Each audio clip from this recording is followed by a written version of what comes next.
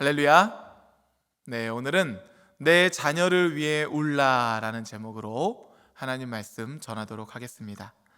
대한민국 육아 멘토로 잘 알려진 오은영 박사는 여러 방송을 통해서 자녀로 갈등을 겪고 있는 가정들을 돕고 있는데요. 그 대표적인 프로그램이 금쪽 같은 내 새끼입니다. 한 번쯤 들어보셨죠? 제가 제목을 보니까 제목을 정말 잘 지은 것 같아요. 자녀는 정말 금쪽 같은 내 새끼죠. 그런데 어디로 튈지도 모르고 부모 뜻대로 되는 것도 아니고, 그래서 금쪽이긴 금쪽인데 때로는 쪽박처럼 느껴질 때도 있진 않으십니까? 그럼에도 불구하고 자녀는 정말 금쪽 같은 내 새끼입니다.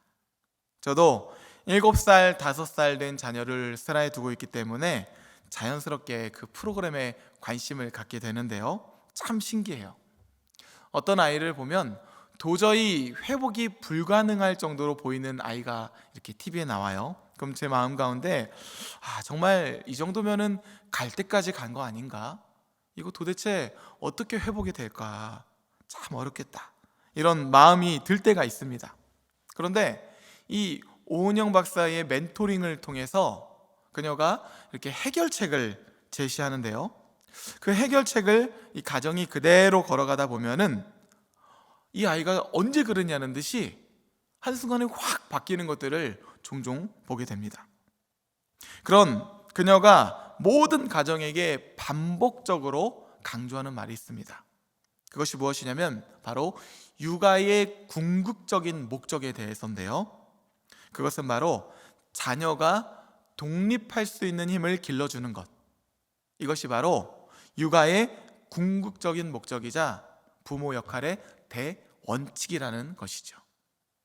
그런데 부모가 자녀를 키우다 보면 전전긍긍 노심초사하게 됩니다. 그래서 자녀의 독립성을 가꿔주려 하기보다는 하나부터 10까지 다 대신해서 해주고 싶은 그런 유혹에 이끌릴 때가 있지요.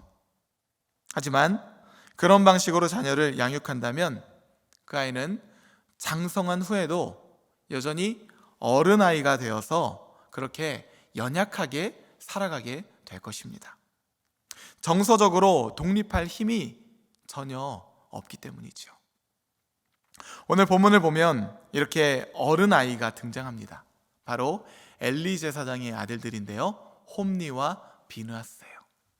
오늘 본문 12절 말씀을 보면 엘리의 아들들은 행실이 나빠 여호와를 알지 못하더라 기록하고 있죠.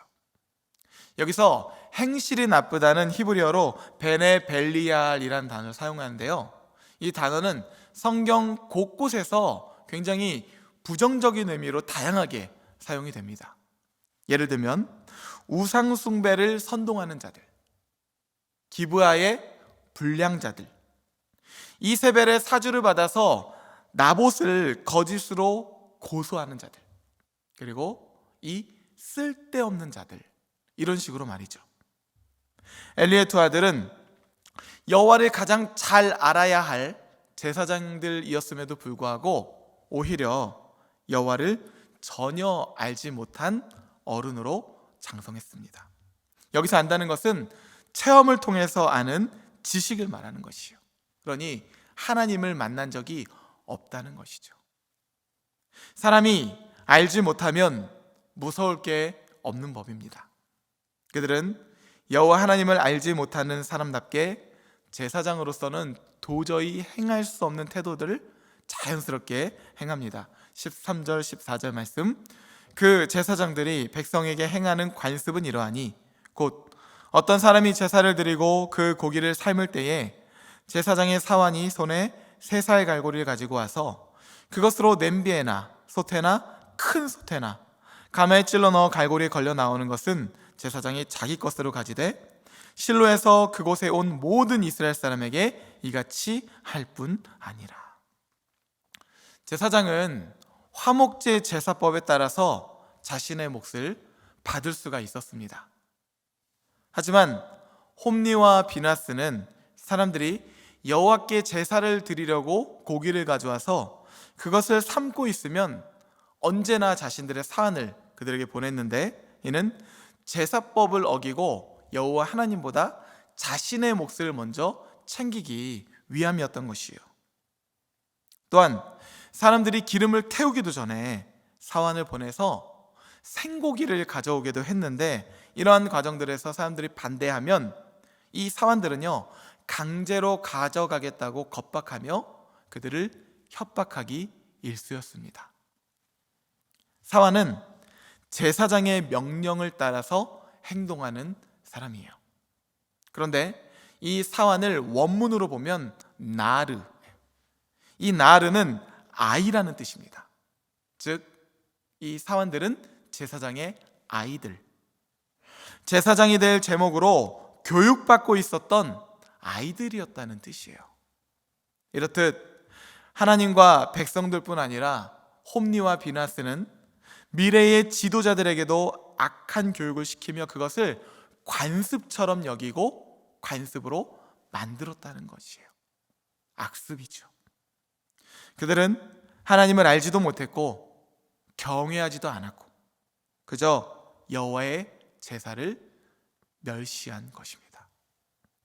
제사장으로서 백성의 아픔에 참여하여 하늘의 위로를 전하지도 않았고, 자기 배를 채우고 그저 자신의 취향을 만족시키고 자신의 야망을 채우는 데에만 급급했던 것이죠.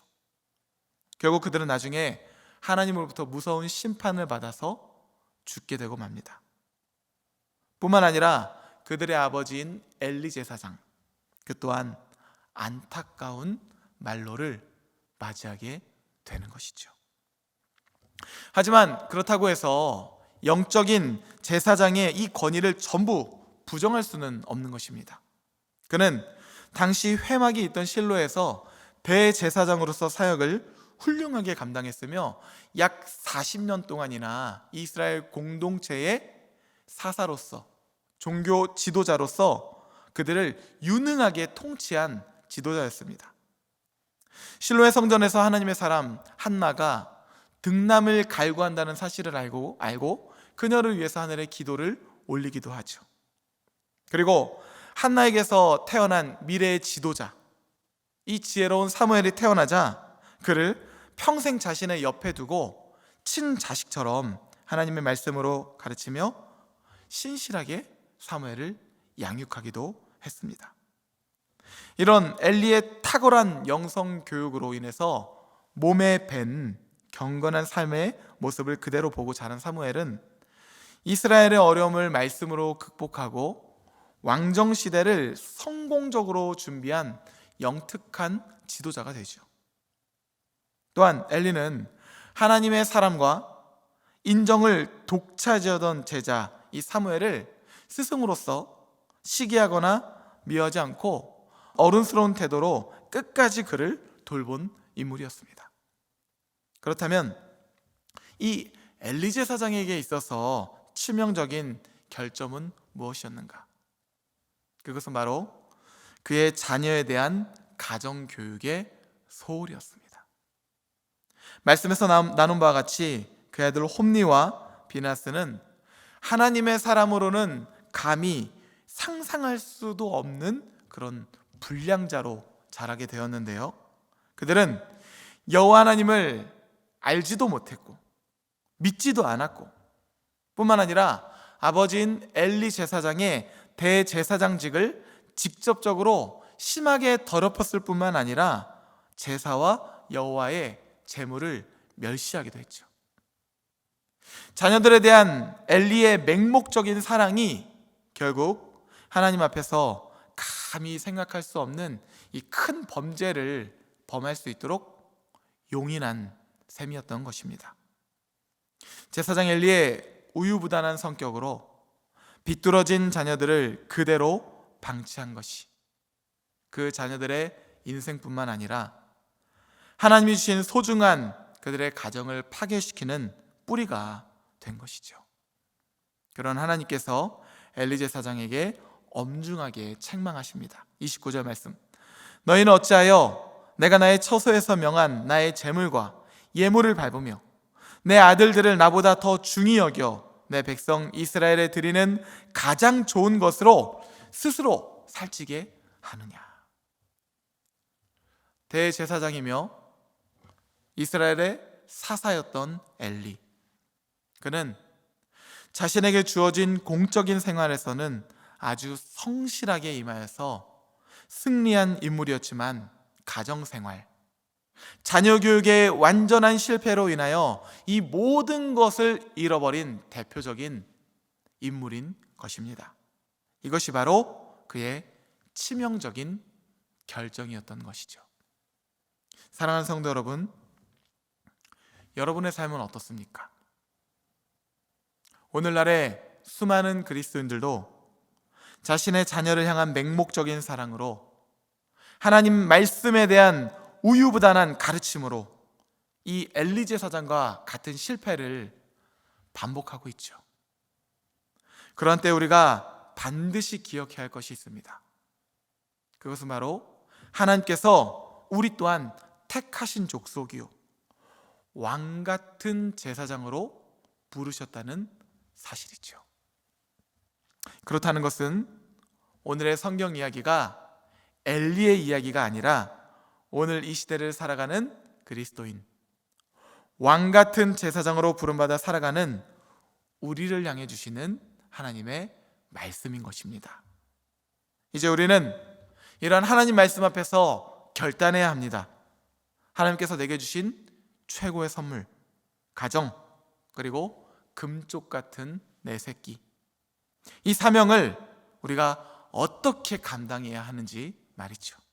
바라기는 잘못된 교육 방침으로 인해서 하나님의 모든 복을 빼앗긴 현대판 엘리의 가문의 길을 걷는 것이 아니라 하나님 말씀과 기도의 눈물을 뿌려서 반석 위에 여러분의 가정과 자녀를 세워나가는 그런 축복의 가문이 되시기를 주님의 이름으로 간절히 소망합니다.